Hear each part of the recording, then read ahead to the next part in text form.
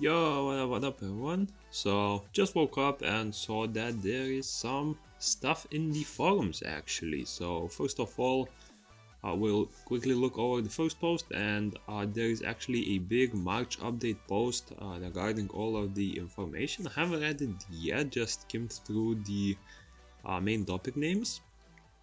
So yeah, first of all, there is some amendment to the terms of service, and after looking into it, it looks like basically they amended the service, meaning that there are some additional punishments as well as some modified dates for those punishments that happen. So first of all, previously the game rules prevented you from what's it called, illegally sort of trading game currency. This means that if you are playing on one account and basically somehow manage to send stuff like heals to the other account by selling for a very high price or stuff like that, so that was previously banned, and the ban period for that, especially for minor cases, was 3 days, 7 days for the second one, and permanent. Now it's no longer permanent for the minor ones, but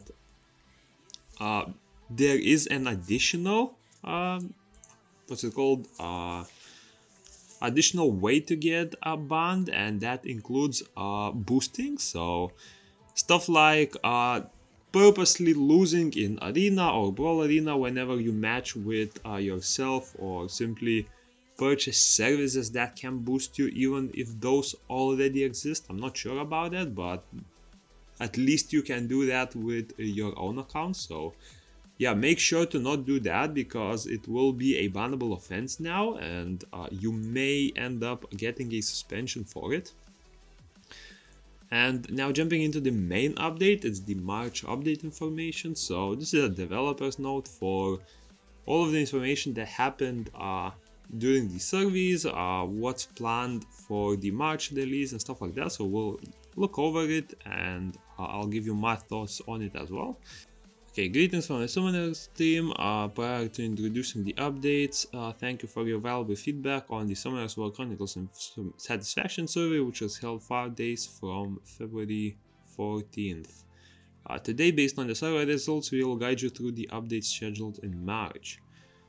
Satisfaction with the February update, about 56% of summoners had mostly positive opinions about the update. Honestly, I don't see anything negative about it. Maybe there are some quirks with the guild raid that I would have some issues, especially the insane amount of planning you need to accommodate like 24 people at once. I mean, it was already getting hard to get enough people for seal, and that only required 6 people. So for guild raid, I would say it definitely needs some work still, but yeah, I wouldn't say the update was bad at all. As for the content, Galagos Ruins took first place with 30%. Yup, very fun content, honestly. Followed by guild raid. I mean, it's decent content. I wouldn't say it's exactly fun, because to me, guild raid is something like the world boss from Summoners War Sky Arena, for example, where you just enter a battle, click skip a few times, and that's it. Like, it doesn't take too much strategy to do it, in my opinion. You just need good units and you need strong runes. So, I mean, I like it, but I also would prefer some changes to it. So there's that. And equipment refinement, for sure, that is a game changer to actually saving a lot of resources. Okay, Galagos Ruins. If you look at the opinions of summoners on the content of Galagos Ruins, there were many positive reviews about the addition of the content that allows you to utilize the various monsters you are going. Or perhaps people are just excited about the mods. Yeah, extra devil mods, extra light and dark skulls. Okay, however, we were able to confirm the opinion that it requires a lot of preparation and effort, such as acquiring a lot of monsters and acquiring more strategic play than ever before, and that the difficulty of clearing it was rather high. Yeah, it was, but I think that's part of the fun, right? Like, you have 2 weeks to clear it once, so I wouldn't say it's definitely not a bad design. Well, except the part from yesterday's video where you actually screwed up with the code itself and made the stage actually impossible to complete because of a bloody bug. Okay, also one of the many requests from our summoners was for a reset function to allow players to try out galagos runes in various different ways. I'm not sure what's the point of that because it resets every 2 weeks, so not like that testing will pay off for you, but sure. We are preparing to reorganize galagos runes by reflecting the opinions of our summoners. As it is in the preparation stage, it's still a bit too early to introduce the details, but we will let you know through the update notes. Fair enough, I suppose. Oh, guild rate. I'm kind of interested to see how they will modify guild rate a bit. Next is guild rate. Satisfaction with guild rate was confirmed. Mostly positive, it seems like. One of the most positive comments was being able to play with guildmates, but some summoners point out that it was difficult to match the guild member schedule. Yes, correct. And that sometimes guild members entered alone at unscheduled times. Correct. It's a bit better now, but that still happens in our guild as well. Some summoners also pointed out that when the guild entry button is pressed, you enter and the battle begins immediately, so a waiting lobby would be great for guild members to enter at the same time. Yeah, I suppose. I think that's mostly an issue with people for stuff like crashing, right? Because I know there are a few cases in our raid where we actually coordinate and have a sort of a small waiting time before jumping in, but sometimes people crash, sometimes people do enter a bit too early, a bit too late, which means that we have a few less seconds to kill the boss, so I suppose a waiting time would solve that. Okay, if you give us more improvement feedback regarding guild rate through our official forum or customer support, we'll try to integrate them along with the feedback. Okay, so make sure to actually give them feedback via customer support as they look to be listening. I'm not sure how much they'll listen to individual posts, but at least they're listening to service, which is a good thing. Equipment refinement is scheduled to be updated to enhance usability. We plan to add the ability to enhance while maintaining specific substats so that summoners can enhance equipment while maintaining the substats they want, and materials that can increase the substat grade will also be added. Also, if you prefer the substat you already have, we plan to add a function that allows you to select and keep existing substats. Yeah, this is probably something you've already maybe noticed from the Korea server, and that's coming to global as well. So if you plan on defining, I would recommend holding on to it for a bit, because we will get items that allow you to increase the grade of the refinement, so that way you don't waste the refinement stones right now, as well as keep certain substats, which will allow you to actually roll only like 2 substats or 3 substats based on however many you want. So that will also allow you to define specific subs easier. So if you do get those refinement stones from the galagos runes within the next few rotations, I would recommend saving them, because you'll have a way easier time defining them and you'll have leftover materials to actually do it instantly. So yeah, for equipment refinement, definitely don't waste those stones. I started saving mine myself starting this rotation as well, so we'll see when the update drops. And etc. We will also inform you of additional updates scheduled for March. First of all, 1v1 friendly battle will be added, which allows the same rules as Battle Arena. You can create a friendly match from the arena menu, and you can set the specific game mode, specific rules, stuff like that. This will be very fun for testing new units, I feel like, because you know I do those debuts, and you can sort of test the damage more accurately, or just get a feel for the monster before going into the PvP. You can participate directly and create a room. Yeah, so this isn't too much news. I think you saw the videos of that already. Next is the addition of the training ground. In the training ground, you can measure skill damage by individually setting the number of training targets, their attributes, and whether they are normal boss on normal monsters or boss. I suppose. I think this is more important if you fix the DPS counter, because currently it's very hard to tell how much DPS a unit does, because the damage counter, first of all, it mixes skills with basic attacks, and it's very hard to judge quickly on how much damage it did. And if you switch to the DPS damage counter, the DPS counter is horrible because it updates like every second, and when you hit a skill, it will jump insanely high, and then the next second it will jump back down insanely low, because the monster starts using basic attacks and basically doesn't hit for any damage. So I think first of all the DPS meter should be fixed before saying that this is the content for testing damage. Okay. In the training ground, you can intuitively check the summoner or monster performance by attribute. We expect this to be one of the favorite contents for our summoners who want to play Chronicles in various combinations. No, I suppose it's a good thought, so we'll see how it works out. Next, we would like to introduce a system for beginner summoners. First of all, in the early part of the Chronicle quest, Backstem from Wind, Inogami will be given help for son instead of Gore. Wind Inogami, doesn't that guy like scale with defense? I'm not sure. Gore will be strong. No, wait, what? Gore Water will be going on a long-needed vacation.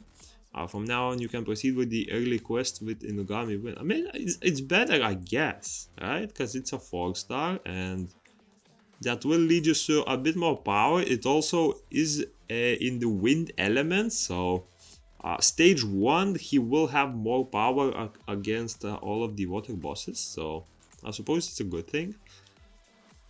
For beginner summoners who are not familiar with the party dungeons such as Raid Rupture Seal, a beginner mark will be attached if the number of successful raids is less than 10. So you can bully people, I suppose. I don't know how I feel about this. I mean, it's a good feature as long as the community wasn't toxic, but yeah, it is what it is, and I can tell you that the people, especially in the chat, are incredibly toxic, and I expect no less in the raid lobby, so we'll see. When running a dungeon with a summoner, with this mark, all party members will receive a bonus reward. Oh, wait, what? Allowing even novice summoners to help and obtain more rewards. Okay. Now we're talking. I mean, I hope the rewards that are increased are at least the little tokens, because once you sort of farm the dungeons a lot, tokens are the main thing you're hunting, because the gear is simply too low level for you, and you're just usually rocking full 6-star, maybe even 2 awakened gear, so tokens are the main thing that you hunt for from raids. The beginner system also applies to the battlefield. If you are on the same team as a beginner, that team will receive bonus rewards regardless of win and loss. No, make battlefield skill based. This is ridiculous. Bro, yesterday I was fighting with a team of 6 guards and the enemy team had 2 war heroes. No, please, no. While mentioning the battlefield, we will also like to introduce additional improvements to the battlefield. Bonus rewards received for mining points will be extended to not only MVPs but also second and third players.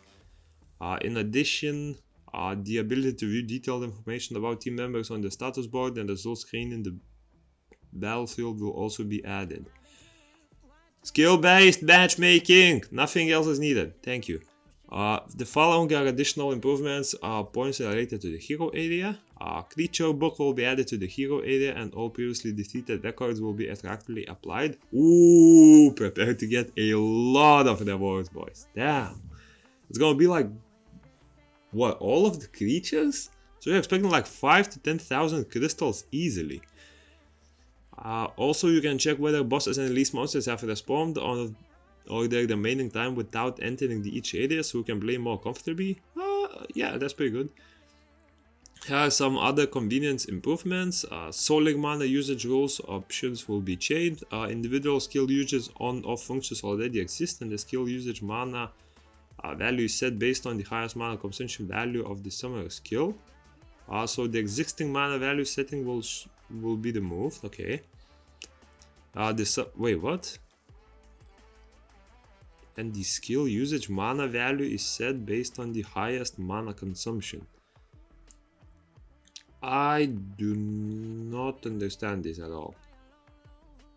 Do they mean like when both of the skills are activated? Because yeah, I'm not sure what they mean by this. I'm assuming the little meter at the bottom will be the move, which says the minimum mana you can use your skills at. But a bit confused there. Summoner's command mode UI will also be improved, so you have to select one of the 3 modes again after selecting the command button, but the existing functionality will be available with a single touch. Yes, this is amazing for stuff like raids even, like focusing metus, focusing single targets in other raids, so yes. I think this is already a case in Korea, so it's definitely not a new thing that's being introduced. There have been many suggestions to check the items acquired while AFK, and a function to check the item reward history will be added to reflect the suggestion. Sure. This function will be located in the reward history at the bottom right of the back tab, and you can check the item reward history through this function after completing automatic hunting to continuous dungeon farming. Oh, is it only for dungeons?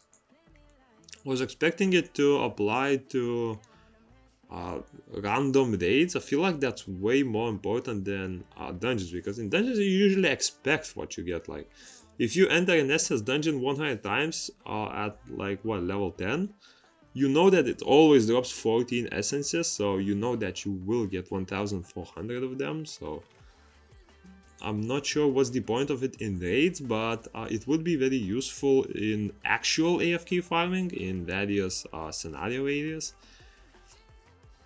The way to charge the number of dungeon entries will also be improved. When using crystals in the recharge pop-up menu for dungeon entry counts, the menu will be improved so that all counts can be charged at once. About time. And additional charges can be added without consuming the dungeon entry counts. Yes. Because right now you can do like, you refresh 3 entries, you use them, you refresh 3 again. So being able to refresh, for example, 9 entries is a great change. Probably something no one asked, but it's like a decent mini improvement, I suppose. Next are rune related improvements. Give us 6-star runes. Rune management will be improved by allowing rune information to be checked in advance in the rune storage. Oh, yes. The other day I was using the rune storage to just modify some of my runes. Bro, the way it gets confusing because it's so different from the regular rune management. Like, in the regular rune management, you select a rune, you click on it to check the stats, and you are able to do stuff. Now, when you enter the rune storage, you select the stat, you sort of want to check the substat of a rune, and it gets put into the storage. Now, if I want to check the rune of the storage, I actually have to sort it out again in the same filtering menu through the storage. And instead of viewing it, I have to take it out again. And when I take it out again, I have to filter the regular rune storage, not the box, but the actual inventory. Now I have to refilter that just to find the rune because it's been filtered with a different rune. Bro, it's just a headache using that rune management. So, I mean, at this point, I just looked at all the runes, I stashed everything there, and I was done, bro. Oof. Yeah, so this is amazing. If you haven't been using rune management storage, you will understand pretty soon unless you go straight into the updated system. But yeah, so far it's pretty horrible. Among field events, some cooperative events, dancing will be changed to participatory events so that the rewards do not depend on the number of people, so everyone can comfortably participate during the event. What does this mean? I mean, dancing is the participatory event. So that the rewards do not depend on the number of people. Oh, so suppose we no longer need to collect 100 people, we just have to, we join, we dance and we get the rewards, I suppose, like that. Maybe even the player cap will be removed, so that everyone can do it within 10 minutes. I suppose that's a good thing, right? Okay, we've also seen many unfortunate situations where someone can't choose a ride with the desired appearance because of the unique movement speed of the ride. From now on, the maximum speed of your rides will be applied to all rides you own. Ooh, I like that. We hope this improvement will allow you to freely use any ride you want in the future. Okay, that's a good update. Again, another thing that I don't think anyone asked for, right? At least I haven't seen it in the community, but yeah, it's a good change. The final improvement is the ability to check the individual damage of a summoner or monster even in the party state, so that you can check the battle information in detail, and a function that announces the new season of the collection challenges will be added so that the summoners can participate without missing it. Yes, the amount of times they added collection challenges and didn't make any announcement is insane. And you come around 3 days later when you want to complete one of them and you find out that there's a whole another one that gives you like legendary skulls. So, damn. But yeah, that's a good change. In addition, the ability to receive both guild contribution and rewards have been added so you can receive them all at once without pressing the reward one by one. Sure, I guess. Yeah. I mean, save me a few seconds, I suppose.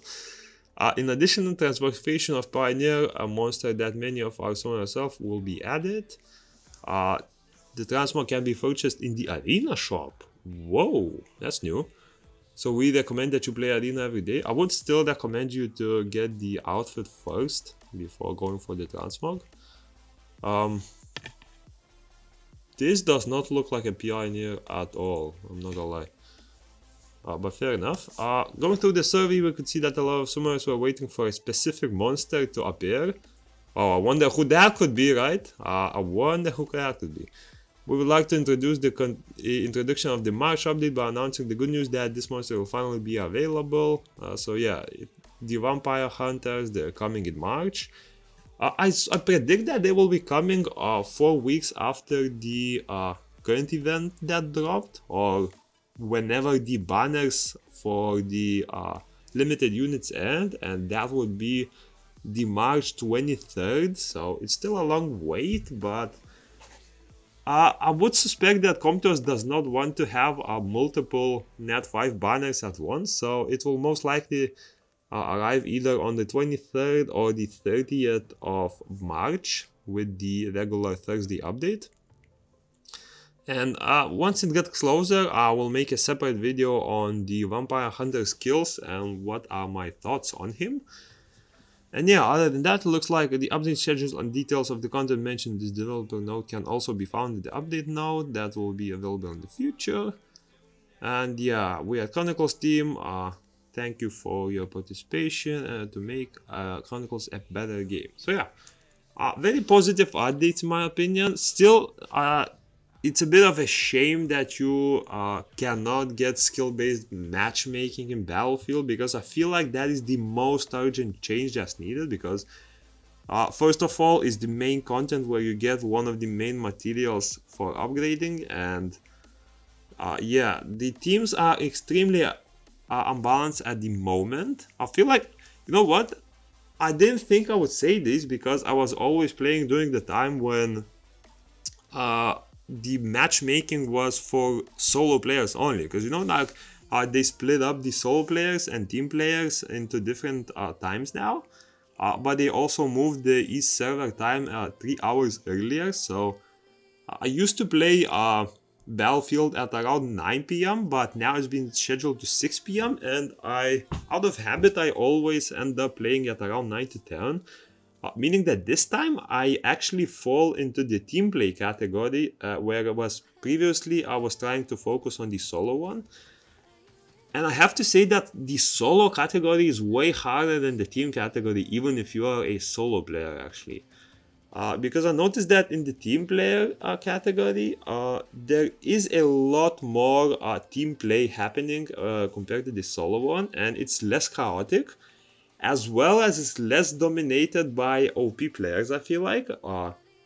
Because in the 1v1 category, the lobby is pretty much always filled with a few very OP players and a lot of weak players, and pretty much the game is not happening as intended, and the game spirals out to a few people mining in the middle, and the rest of the people hunting others around the map basically without the need to actually win the game. They just want to get kills.